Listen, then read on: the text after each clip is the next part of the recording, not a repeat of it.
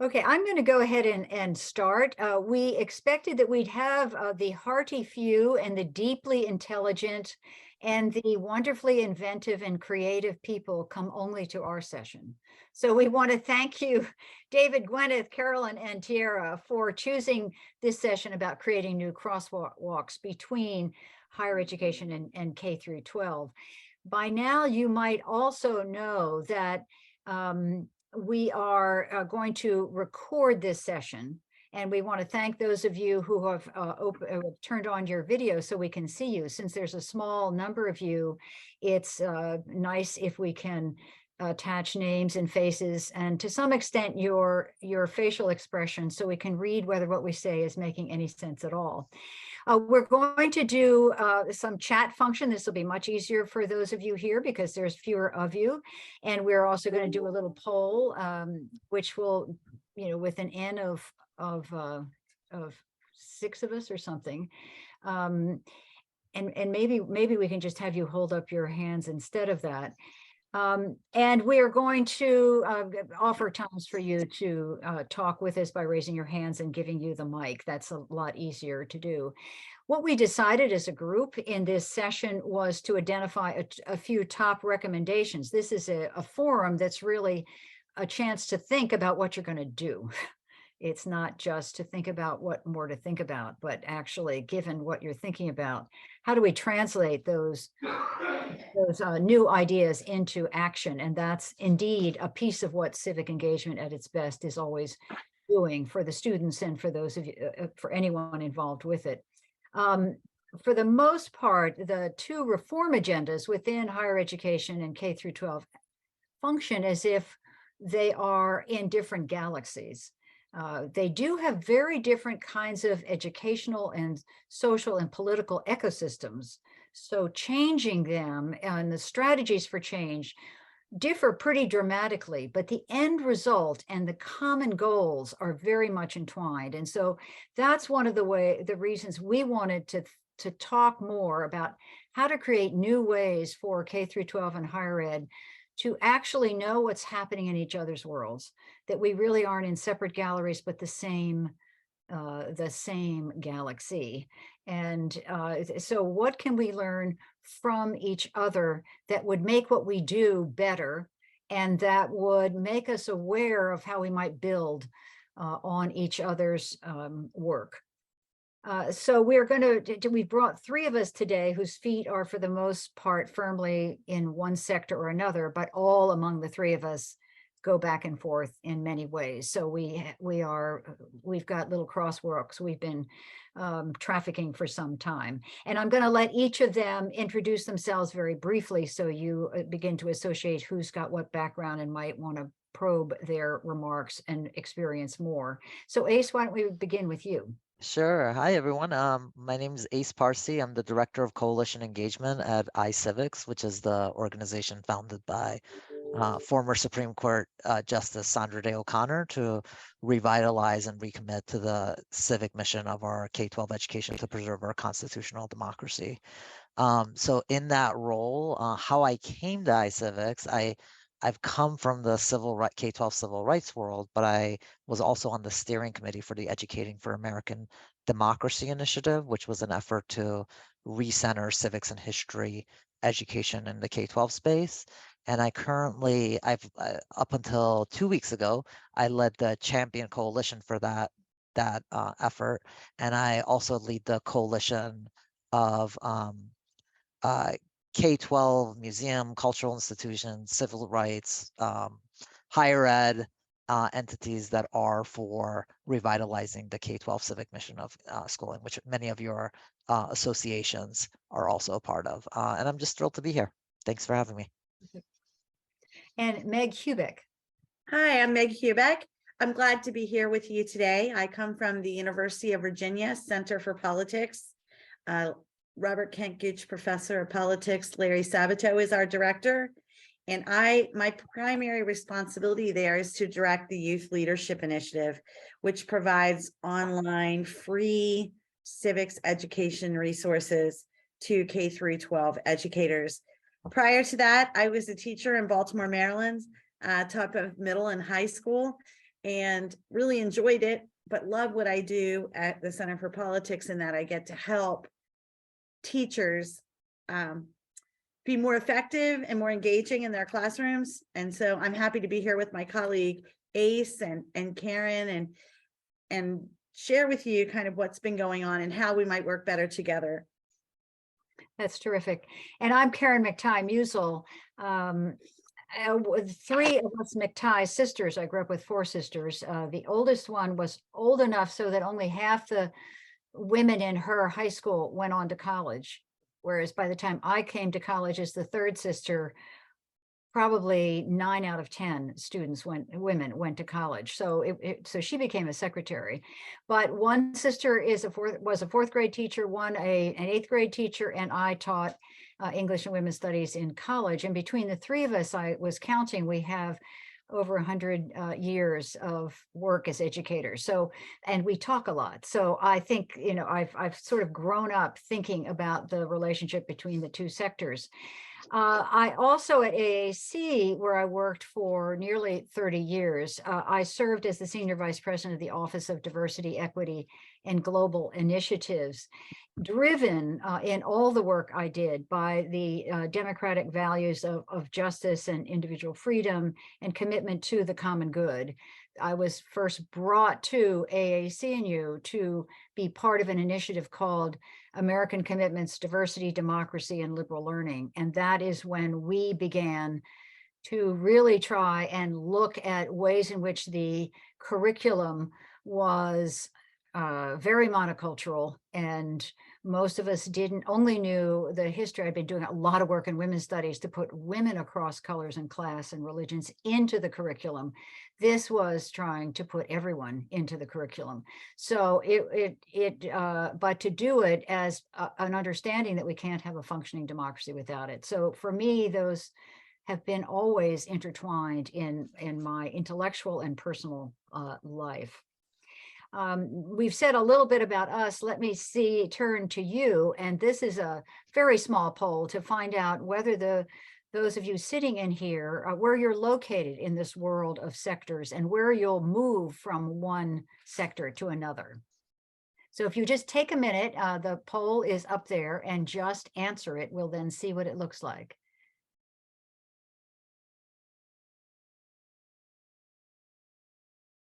Let's see, I'm clicking and it doesn't do anything. Oh, there, thank you. Maybe I can't take the poll as is anyone else having trouble clicking the poll? Okay. I took it, no. Okay. I'm not quite smart enough, Caryn, to know how to not make That's you a all right. co-host. That's all right. So that goes beyond my technical capabilities. Yes, I've taken them as far as I can. So we do have What we need is an 8-year-old in here right. to help us figure this out. Yeah. So no one is a classroom teacher and no one is a professor, but some are involved in school partnerships. And it seems like we've got some mix of people who, like the three of us, work in some ways within these two sectors. So we'll let some of that emerge. We encourage you to, put comments into the chat as we talk, and then we'll open up at the end of this. We're going to take the next 20 minutes just to talk about and what we thought were the most productive ways to begin to find some common ground across the higher education and schools was to identify what we've come to understand as the most effective civic pedagogies or ways of teaching or programs or practices. That is the really concrete, how do you put it into educational settings, though it need not be classroom alone, as well as how each is seeking to entwine an equity agenda within that. That's we want people to not to always have that as the dual vision.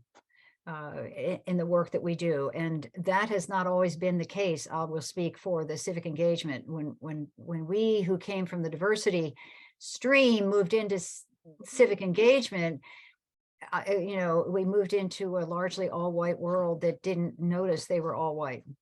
And so, there's been a lot of work we've had to do as people committed to that in order to make it as diverse as it can. So we're going to delve into today some of the everyday practices of it. Those of you who might be going to the session tomorrow, we will be focused mainly on K through 12 and the kind of policies that have created enormous reform in that sector and seem to have a lot of leveraging, though they were particularly interested in talking about how higher education might help them implement some of these new bills going through Congress and states that to have K through 12 civic opportunities to every student, not just some. So I'm going to begin and talk a little bit about pedagogies and pathways in higher ed. I'm only going to do 5 minutes of that. And I wanted to begin by talking about pedagogies. Is there anyone that is visiting that is not aware of what HIPs are, high impact practices, or needs a little quickie on that? Okay. NSSE, the National Survey of Student Engagement, and all the researchers connected there have put together the now, I think, 11 high impact practices. AAC&U promoted them and still does. They're extremely useful, and they're all good for student success. They don't all have civic outcomes. So I wanted to pick some of them out there, though all of them could, if in fact they were designed in such a way that equity, civic, and diversity were foregrounded, whether that's in the seminar, the intellectual commons, and other places. One place where it's almost impossible to do without diversity and some of the things we think of as civic, that is working to improve communities and working collectively to do that, is in service learning, which by far is the most powerful of the high impact practices. I mean, by 4 or 5 times more effective than others. And I think it is now something that K through 12 is using along with higher ed.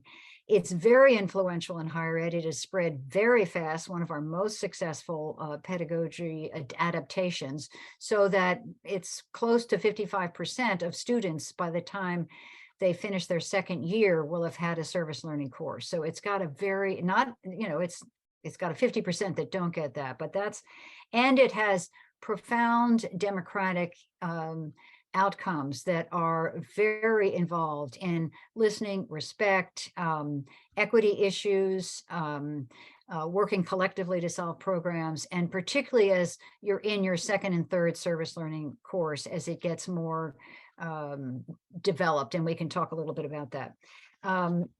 The second one I want to mention is diversity. And I want to talk about, just to peg it as diversity, both in content and in context.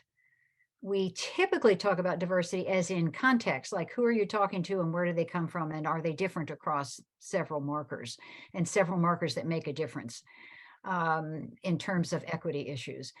So all of the impact of really studying a different curriculum profoundly switches your mentality about who America is, who the world is.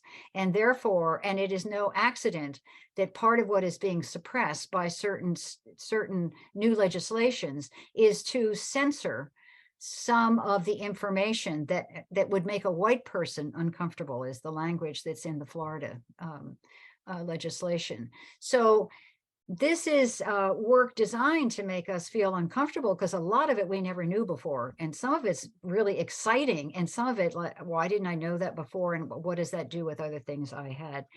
And then there is the diversity of context, who the people you're interacting with, and that's another also makes a big difference in democratic responses, in cultivating. Sylvia Hurtado, who I missed her last pieces just now because we came in early, but she will talk about how students talking across racial differences inside the classroom and even more outside has profound civic outcomes in terms of their empathy, their understanding, their knowledge, their ability to work across differences, et cetera.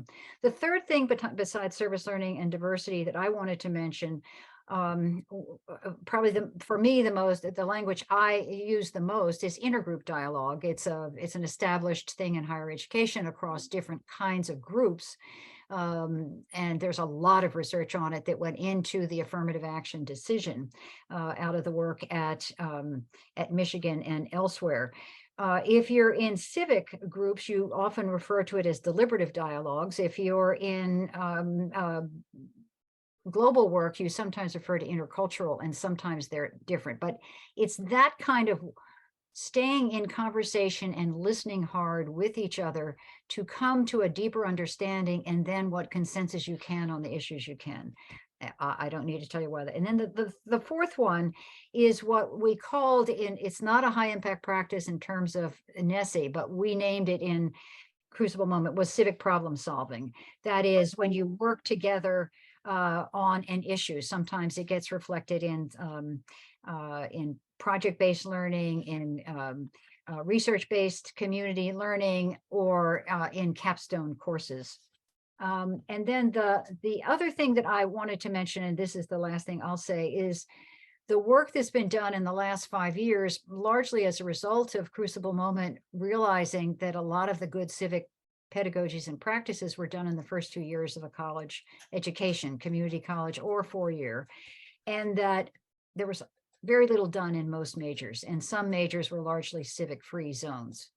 So we have looked at ways in which, and there's lots of evidence of exciting new ways. If you heard the students in the math courses from Montclair State, in a math course where they have in Dawn Whitehead's session this morning or this afternoon, they really learned how math could be put to public services, that it could be used to help promote peace and understanding and a reduction in violence. And so for the students, it was transformative. That didn't just happen, but it's because the math department said, this is a piece of what we want our students to learn, in particular our majors. So there's lots of new examples about how this is happening, scaffolded from the beginning of the major right to the culminating signature work they might do in the major. So we've carved out the places. We have a lot of lots of slots available for people to fill in. So let me turn now to Ace, I think is I have down next. You talk about the sure, yeah, pedagogy. So I think, I mean, I would piggyback on a lot of what Caryn said, and there's a real the rational reason for that is that what we're ultimately talking about is educating human beings, and human beings, whether they're 80 or 8, often learn in similar ways. They learn by scaffolding new learning onto past experiences. They learn by applying things to real life situations. They learn by immersing with those opportunities. So for the Educating for American Democracy initiative, we obviously that work built on a prior body of work that highlighted best practices in the social studies and civics in K-12 that included service learning, and it included simulations and things like that. But what that effort really highlighted in terms of practices was, one, again, making that relevant to what Caryn noted, that, you know, I often say that in my own experience, I joke that if I had this sorts of educational experiences in my teens and 20s, it would have saved me a lot of therapy bills. So I'll just note that I think that, you know, a lot of, as a first generation immigrant, a lot of the materials that I interacted with was devoid of that. Anybody that looked like me in any sort of way. So I think that getting that to be a relevant experience, helping students understand that experience. For my previous job was with the National Center for Learning Disabilities, and we know from disability literature that when students with disabilities access experiences and opportunities where they know their rights and responsibilities, and the rights and responsibilities historically for their group, they're much more likely to be self-determined, self-advocates. A second aspect of it, I think, is thinking about learning in a growth mindset context, that we're not just learning about facts that end up getting put onto an assessment at the end of the day and then we get graded, but how do we treat learning as a continuous process? We want to have those sorts of opportunities right in the classroom also. So if we often we preach democracy but teach in authoritarianism, so giving that opportunity for students to really interact and have their voices heard inside the classroom experience is a really essential element of teaching young people to be that they're part of a democracy, that this is what they're getting prepared for. And then the new thing I think that Educating for American Democracy really highlighted was the primacy of inquiry, which has been the mainstay of a number of disciplines, including science, but now needs to get really put into the social studies and the history, because I don't have my phone is back there on my futon, but we can pull out facts and dates on our phones easily and quickly. But what those mean and how do we decipher what's important, how do we synthesize it into arguments, is a really important skill, much more than even in the past. And then, I think that opportunity to be able to practice these skills in real life context. So I think that's what service learning really, and I started my career at the National Service Learning Partnership. So I really genuinely believe in that. And I got a chance to work with Campus Compact and a lot of organizations in that work. I think there's a reason that it's so powerful, is that it includes real life experiences followed by reflection activities.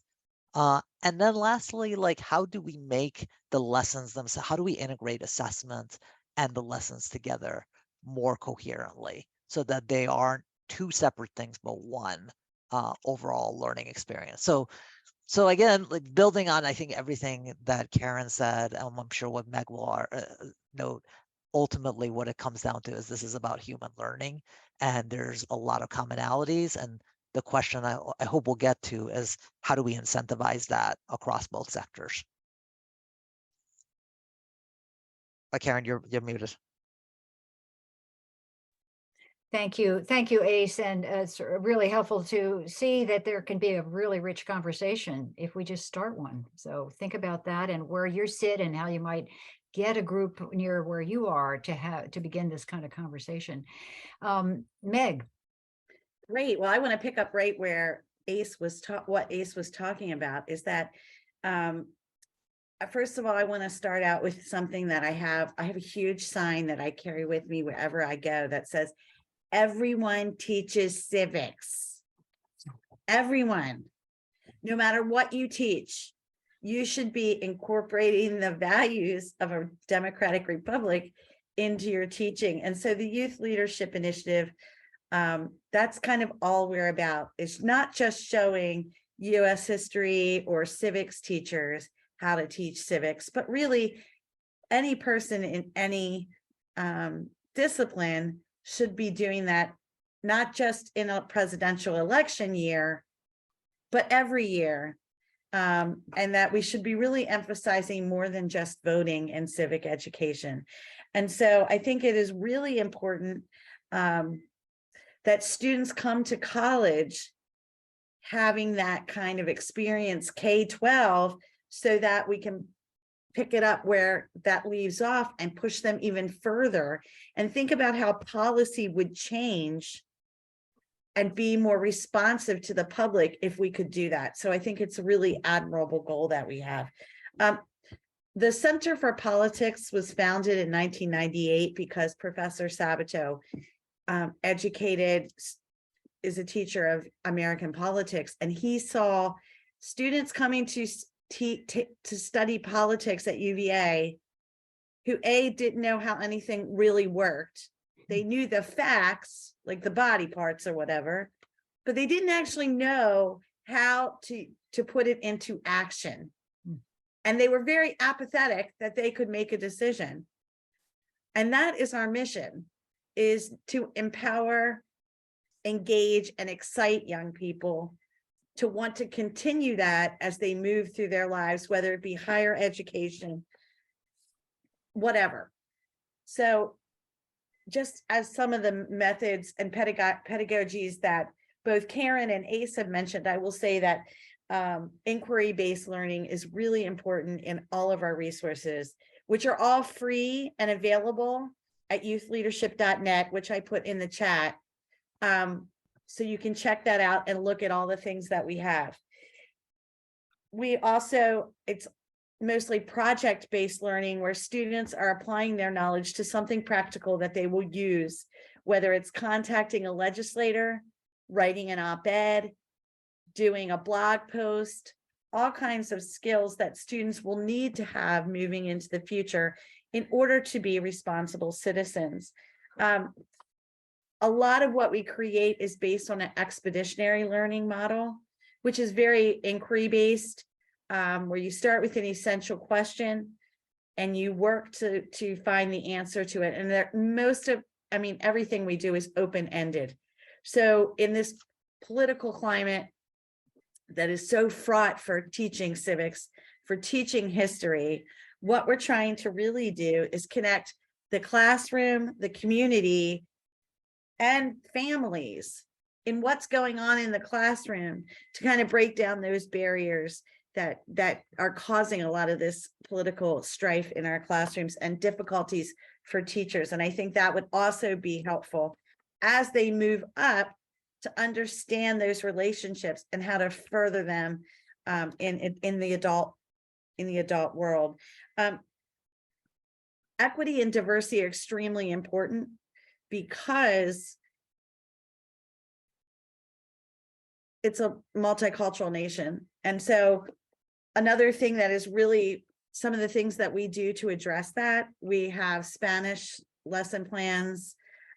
We do a lot of differentiated learning, different reading. The readings are all broken into different levels so that students can find the information in the way that is most acceptable and best for them.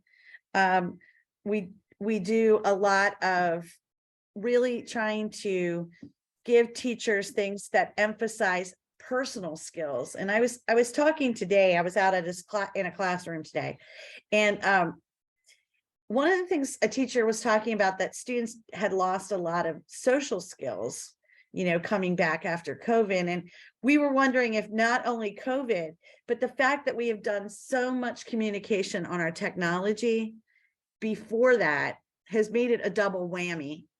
So we really need to emphasize this, what you and I are doing now, face-to-face conversation.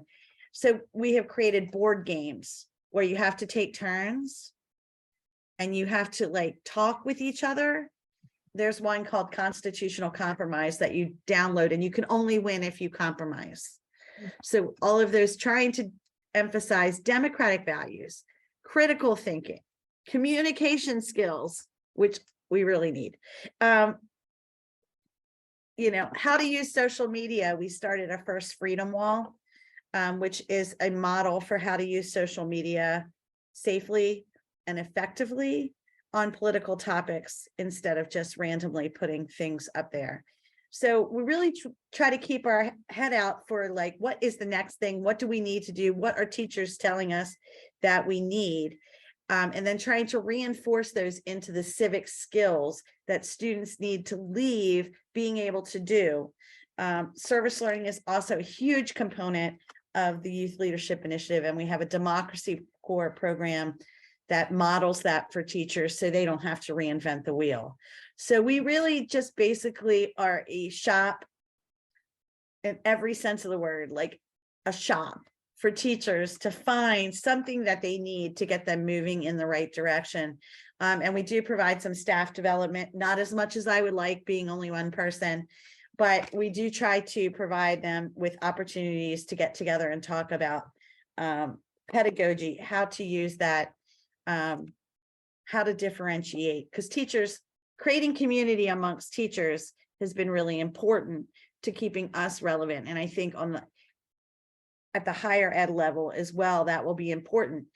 Making connections in your school with the science teacher, the math teacher, the art teacher, whatever, so that students are understanding that this is life. everyone teaches civics. And I will end with that. Thank you, Meg. Meg has argued that, that civics is everywhere. No one gets a pass to say it's not my job, and that we need to actually do it. ACE has reminded us that we have to do it knowing that we're human beings with our own particular kind of backgrounds and places that we begin with. But this is, and all of us, wherever we come from, really need to learn how to ask questions and follow the evidence to reveal the next steps about where to go. I was arguing about the ways in which these pedagogies need to be offered across the board and across the time in college, and not one course and you're done. But I'd like to take a second to see whether any of you sitting in the audience now want to share. You can certainly ask us a question, but would be most interesting given our size, if there's a particular pedagogy or practice in either K through 12 or higher education that you think we haven't mentioned that needs to be on the table. And there's a little, you must all know this because you've spent your life on this. There's a little, I think it's the reaction. Is it the reaction button that has the hand? Yeah, you can raise your hand or wave your hand and take your mute off. Anybody want to throw some new pieces into the mix for this group? I think Tiara did. Okay, Tiara. Hi, Very good. I'm Terry Garcia, Yeah. and one of the course that I'm thinking of, and I was primarily higher education, 4 years in a community college, which I loved, and that's how I ended up kind of in this sphere, I think. But I taught freshman composition and rhetoric. So, everybody would say, oh, yeah, you do all the civic stuff.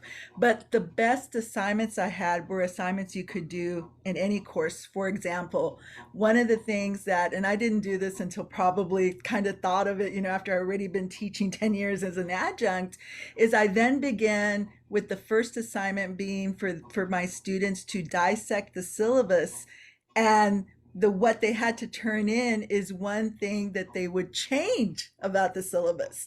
So before I even let them read it, I would go over portions of it. For example, I'd go over the departmental goals. I said, I could want to change the departmental goals, and guess what? I can't change those. Those are set by the department, and it's usually by, large groups of committees. But then, we had, the student learning outcomes, departmental goals, but then we had the classroom goals. And so I really told them that's a place that when you're looking at all of your syllabi, that's something that's really up to negotiation. And so some of the examples I found that they would often suggest, which really, of course, I was an adjunct. I always want to make that clear. I'm not having to teach 5 or 6 classes worth of English. But for example, for some of them, turning in assignments on Sunday were not good because a lot of them had to have jobs on the weekend. So they said, even if you could just make it Monday instead of Sunday, or Tuesday instead of Sunday, they're still turning in the assignment. I'm still, going to take the same amount of time to grade it. But they really felt engaged. Now they felt they had something in the syllabus that made the class worthwhile and meaningful and work better for them. So just having them do things like that not only ensured that they read the syllabus, but also ensured that they felt that engagement, which I feel is what a lot of students lack. And that's something that could be done in any class, that, throughout the disciplines. Another thing I thought of is we do a lot of peer editing and group work in English and composition courses. And I know a lot of other courses in STEM do like project building or team building or team assignments.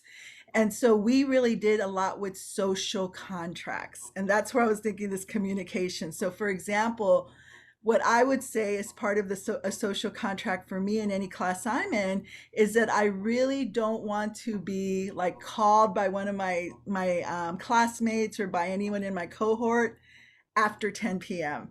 And I would tell them, now the reason for that is not because the world stops at 10 p.m. I know it doesn't, but for me that I have children away in college, any call that comes after 10 is usually bad. So that phone rings and my heart starts racing and I think, oh my God, what happened to my kid? And then it ends up being a student that, so is the assignment due in Microsoft Word or did we have to save it? You know, and it's a lot of like just nerves and anxiety that I go through. Well, usually when you explain it like that, they're like, oh, well, that makes sense. So I want you to communicate if you need to communicate with me, but use email. I would give them my phone number, text me. Just please do not call unless I told them a true emergency. And you all know what those are. You know, I understand like, you know, people don't think about what the day is or the time is if a spouse dies, if a child gets hurt. But other than something really extreme, really for the most part, just put it in a text. I'm going to honor it like it came in at 2 a.m, like when you sent that text message.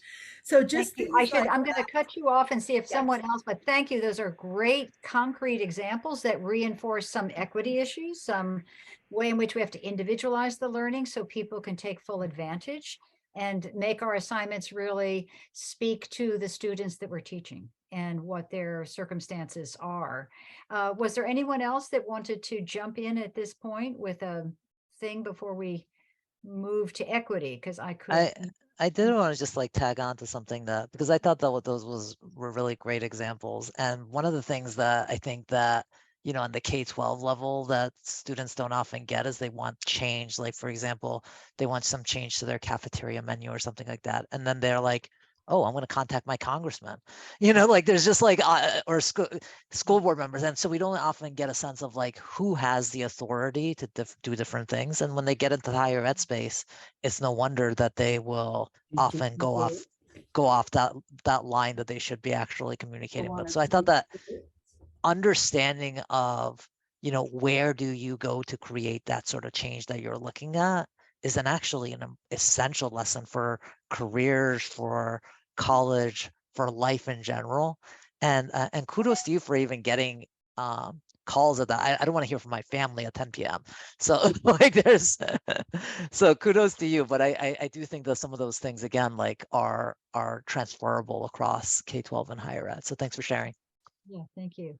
I wanted to shift just a little bit, and there'll be time for people to comment at the end before we part at 4:55. But we wanted to talk about equity and how to be sure that equity is really woven into all the civic work in both higher ed and K through 12. And I'm going to ask Meg to begin this and maybe just, you know, maybe 3 minutes focus on how you make sure that we don't forget that piece as we're designing tools that you're filled with tools, for instance. How do you make sure?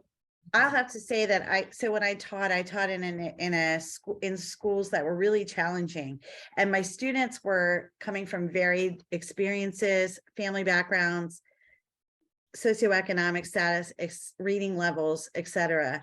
And it is really, really important that everybody in my class or everyone, and I think of all of my teachers as my students, all 70,000 are going to be using my materials. So they have to have whatever they need to reach everyone, not just the middle, not just the bottom, or not just the top. And so when as an instructional designer, that's challenging, but it is doable. And luckily I have interns who can help me, I have to say, because you have to think, what is the information? What are the essential questions? What is the essential information that your students need? And then how do I create an experience by which they can acquire that information or skill, right? And it's not going to be the same for everyone. So one of the things that we really try to do with the Youth Leadership Initiative is to every 10 or 15 minutes, you are changing gears in a lesson. And we do have lesson plans K through 12. I'm primarily talking about our 6 through 12 lesson plans here, but we try to keep things short and sweet, and we keep repeating the skill, and we provide lots of options for teachers. So, and a couple of times we've recorded speeches for students that have difficulty reading.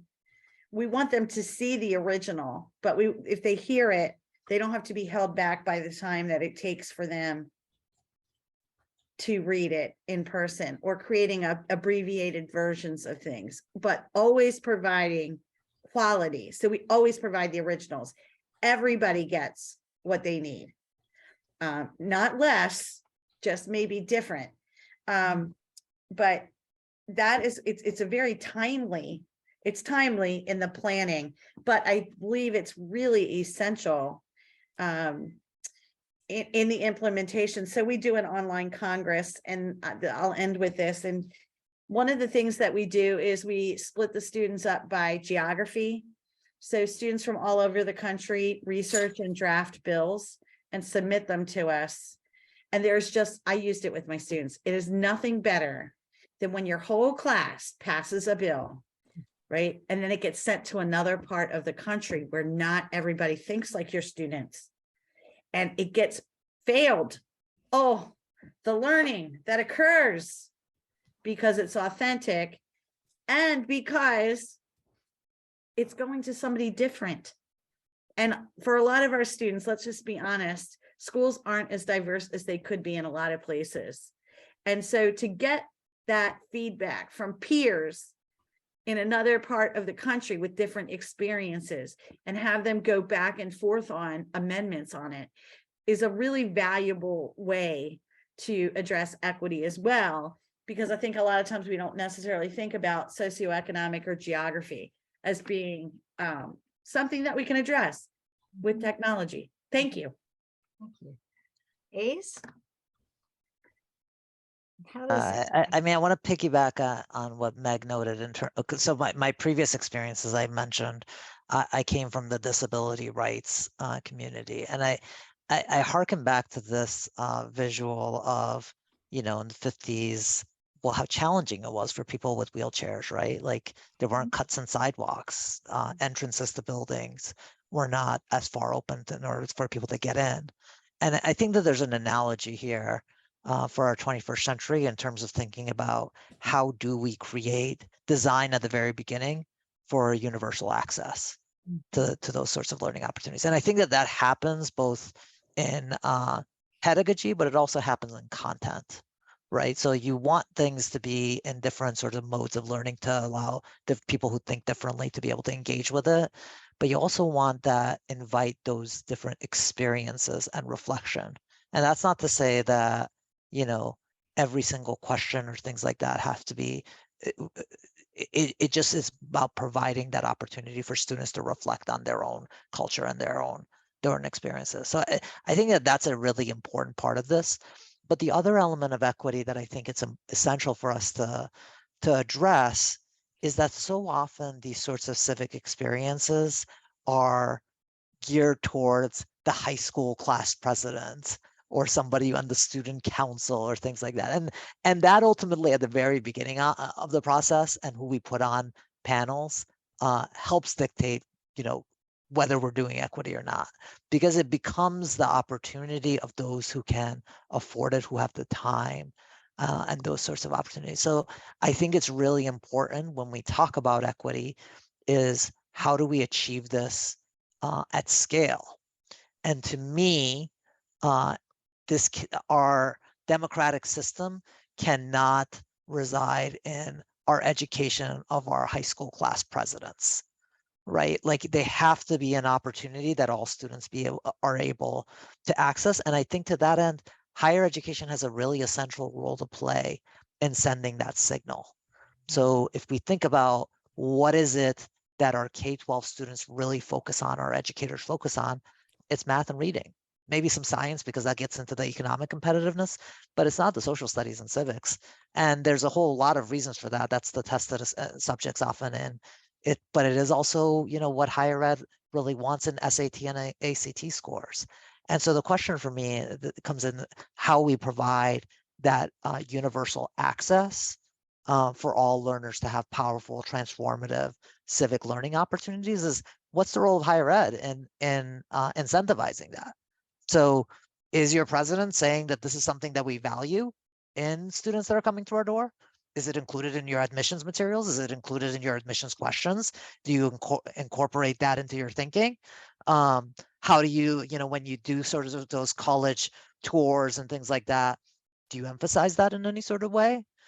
Those are all really important things of how we come to value a discipline and a value a purpose of education that we don't often think about. And I think that to connect those things together, I often identify some of my higher ed friends into 3 different buckets. One is people who don't see their role in, preparing young people for democracy. And there's a reason for that. We have this reduced investment that the public domain gives for higher education, and it becomes more of a private consumption good.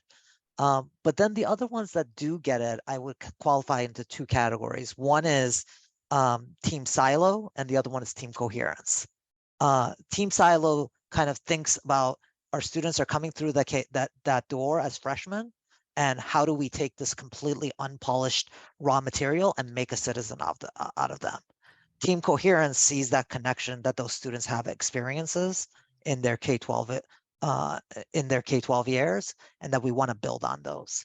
So I think my parting thing on getting this to scale is please be on team coherence. We really need much more people and leaders in team coherence.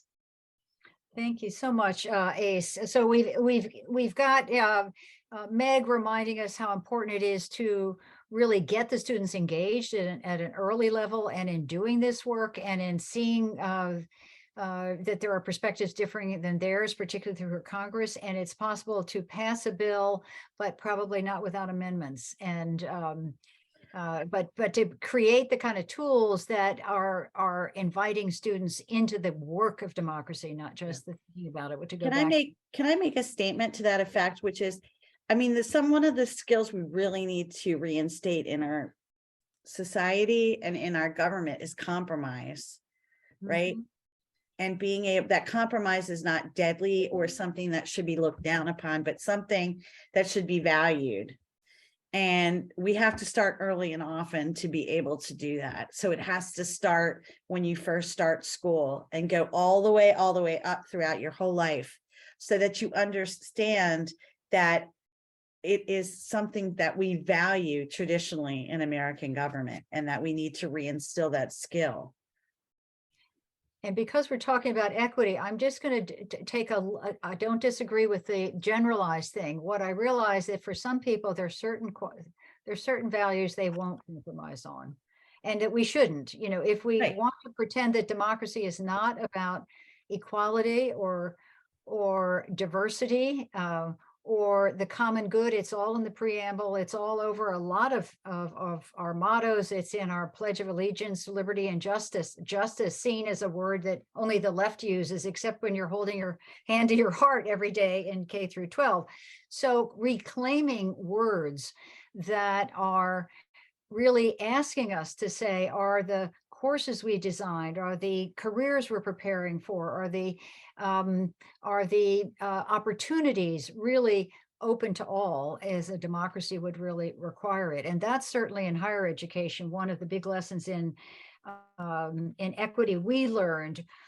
We quickly learned that high impact practices were really connected to student success in graduating, and in persistence, and in grade points, and in liking college, and in making friends, and in a sense of striving. But we then learned that more people had access to high impact practices than others. Honor students got them up the wazoo, but a lot of people didn't. There were more in 4-year private schools, and there were in community colleges, and et cetera, et cetera, et cetera. And so one of the things that we tried to then shift to was, how do we make sure, and this goes back to Ace's concern, to put the design of equity in the notion of high impact practices.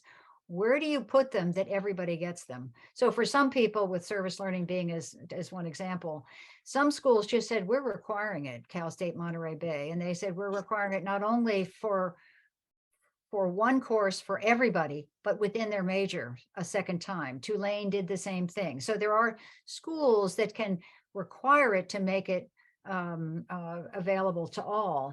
And we also can do that within the major. If you're redesigning the major with so that the economics major and the accounting major and the allied health major and the English major all graduate with a civic consciousness and an equity consciousness, how do you build courses that are part of the major that everybody takes?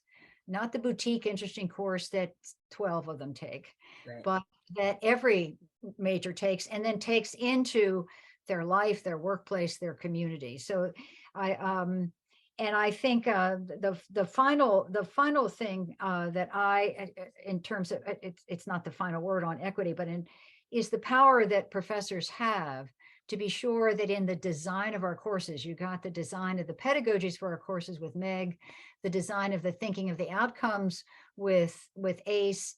Think about the equity implications in your design as you're thinking about the civic outcomes, that this is so that they're no longer, go to so-and-so because they do the civic work. I'm over here doing the equity work. I teach, I teach ethnic studies or I teach women's studies, when in fact it ought to be all about democracy and civic in those courses, which it typically is. But so equity, does need, it's available. And let me just hear whether there's anyone out there that wants to talk about how some practice they're aware of wasn't, available to all, wasn't built with this universal design, wasn't built with an open access. Study abroad is something they've continued to work on. It's overwhelmingly white, it's overwhelmingly female. How do you rethink the program? And some people have rethought the program. Are any of you at places in schools or colleges where you have something to add to this pot? I think what's always missing is that we tend to forget that as a democracy is compromise. And that's something that I think is always missing in our daily interactions, even with students and with each other as colleagues. I see that missing in almost everything I read on social media, and it's really sad. January 6th, and everybody talks about how awful that day was. But the thing is, that's what happens when you forget what democracy means. And when you agree to be part of a democracy, I'm not going to get everything I want. And you know what? That person's not going to get everything he wants either. And she's not going to get everything she wants. But I think we tend to forget it in practice. We tend to forget that, part of this. Now, I do think that we need to move to stronger levels of democracy all the time, because definitely what they called democracy 50 years ago or even 10 years ago is not democracy today. We're moving to a pinnacle of democracy slowly but surely, but it is a process. So I think people tend to forget it's a process and it requires participation, because if that doesn't happen, we see what happens then. That's when we see what happens when presidents get overthrown, when they're just taken, or they put themselves back in office, as they've done in some countries. I think this week they've just decided they're not going anywhere. So that's what happens when there's not an agreement and not compromise. And I think that's what we need to bring up more strategically, and I think in a way that's systemic, and that's what's missing. We throw that message out when it's convenient. I want you to do what I want you to do, so let's talk about compromise. But what about when you want me to do what you want to do? So that's just all I would add. Thank you. Yeah, I just, I think, building on what Terry said, I think that as an equity advocate, I wouldn't want equity by edict. I just think that that's, having immigrated from a country who's not a democracy, I know that there's parts of this that are slow. But it's important to convince. It's important to convince people who disagree with us on what that notion of equity means. So I totally agree with that. I think that may be the most controversial thing that we can talk about, is that sometimes, there has to be less and less things that are non-negotiable in that sort of way, that we need to have that conversation, be in conversation with each other to make this all work. So that's, I agree with. I don't know if that, Terry, that was the point you were making, but I agree with it. Anyone else? I just wanted to add something. I'm from the K-12 sphere, as Meg knows, and one of the things that I know comes up all the time in civics, and we've talked about it. You guys mentioned it here multiple times about service learning, and the inherent inequity in service learning from K-12 to post-secondary is not just in that space of reflection and things like that, it's also in practical access. And I think that I have always found that it's much easier to get the kids who are the presidents and things like that to participate because they already have those pieces. They already have the access in order to participate. And then it starts this idea of like elite saviorism, right? And I live in a college town where we have lots of university students who are volunteering but it doesn't necessarily lead to sustained democratic civic engagement. It becomes one-off. It becomes about like, I'm going to tutor these underprivileged kids. And I think that when we think about the increase of service learning at the collegiate level and its impact on K-12, I get both excited and a little like nervous, because what I don't need is a bunch of college kids coming in trying to save my kids. I need a bunch of college kids coming in to help facilitate dialogue and for them to learn together and to build community and understanding around each other so that both groups are becoming stronger and growing. And so I'm a pro-con of like required service learning, because I think it can often go in a way that doesn't necessarily get the intent of what is service learning, which is like the community and the civic engagement for the purpose of community building and not just to get the grade or to get the credit. Right. And I will say, I couldn't agree with you more. And I would say that most people who professionally have invested in service learning centers and the discipline itself, or the pedagogy itself, have in fact gotten to your position and said, until we move, so it's a two-way street. So it's hello, sister. What you girls up to? Oh, well, Ruby just yes. And realizing that there was a whole inequality built into the early designs, and they've been working very, very hard to try to be sure. And the Cal State Monterey Bay had a kind of set of principles that was diversity, community, reciprocity. There was a whole series of values that was moving toward, Amber, the very thing you said would prevent the worst kinds of recreation of inequalities in the process of doing service learning, instead of and really, hearing from schools, what do you need from us, rather than here's what we're going to give you.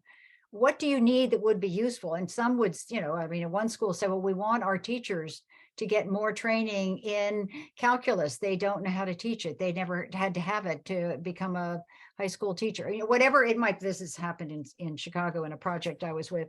So it's when, the community is actually deciding what it'll look like and what the design will be, that then you get something that's richer for everyone. I realize that it is now over time. I just want to thank all of you for being here. To remind you, these are recorded and you can have access to these comments. And I will end with a quote that it's not word for word, but W.E. Du Bois talked about the right to learn being the greatest civil right of all. The right to be able to do that inquiry, the right to be able to make your independent decisions about what you're learning and understand and be empowered by that knowledge is going to be extremely liberating. I don't know, more liberating. In that quote, he said the most important civil right of all. And so in that sense, the work that we do as educators that enlarges horizons, enlarges hearts, enlarges a sense of hope of what is, I guess I would hope that, Ace, if you don't want equity by edict, we might want equity as an aspiration that we're working for in a diverse and divided democracy like we have. So that the work we do as educators can be part of that very, very democratic process. I should clarify, equity by edict in some cases is okay, but not in like. So thank you all very much. I hope Thank you. this gives you some new ways to carry forward both at your school and here.